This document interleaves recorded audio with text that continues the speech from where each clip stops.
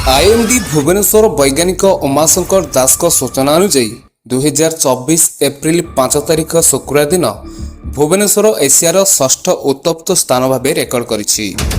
भुवनेश्वर में सर्वोच्च तापमात्रा 43.5 degree Celsius को छुईछि। खोर्धा जिले में विद्यालय गुड़िकर पाठपढ़ार समय है पुणी परिवर्तन आसुची कालबैशाखी रविवार ठारू प्रबल वर्षा। कालबैशाखी पई एही जिले में जारी है येलो अलर्ट। तेबे आसंतु संपूर्ण खबर को जानि नबा ता पूर्व वीडियो को गोटे लाइक करी पाखरे थिबा सब्सक्राइब बटन को दबाई घंटी चिन्ह को दबाई दियंतु।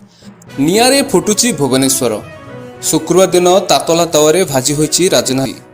शुक्रवार परी आज अर्थात शनिवार मध्य ग्रीष्म प्रवाह जारी रहइबो। एशियार सबुठारु उत्तप्त सहर हैला भुवनेश्वर। आईएमडी भुवनेश्वर वैज्ञानिक उमाशंकर दास सूचना अनुଯାयी 2024 एप्रिल 5 तारिख दिन भुवनेश्वर एशियार षष्ठ उत्तप्त स्थान भाव में स्थान पाई। आईएमडी शेष तथ्य अनुଯାयी भुवनेश्वर तापमात्रा 43.5 डिग्री सेल्सियस रे पहुंची। अपराह्न 2:30 बेलू राजधानी तापमात्रा 43.3 डिग्री को छुईला। सेहीपरि यार 24 घंटा पर ओडिशा रे 14 जिला ग्रीष्म प्रवाह येलो वार्निंग जारी करिछि आईएमडी। गरम को दृष्टि रखी खोर्धा जिला प्रशासन पक्षर स्कूल और अंगनवाड़ी कार्य रे संशोधन करा जायछि। खोर्धा जिलापाल निर्देश क्रमे आज सकाळ 6:30 10:30 पर्यंत पाठपढ़ा चलिबो। सेपटे रविवार ठारू कालबैशाखी करिबो तांडव। रविवार ठारू भिजिबो सारा ओडिशा।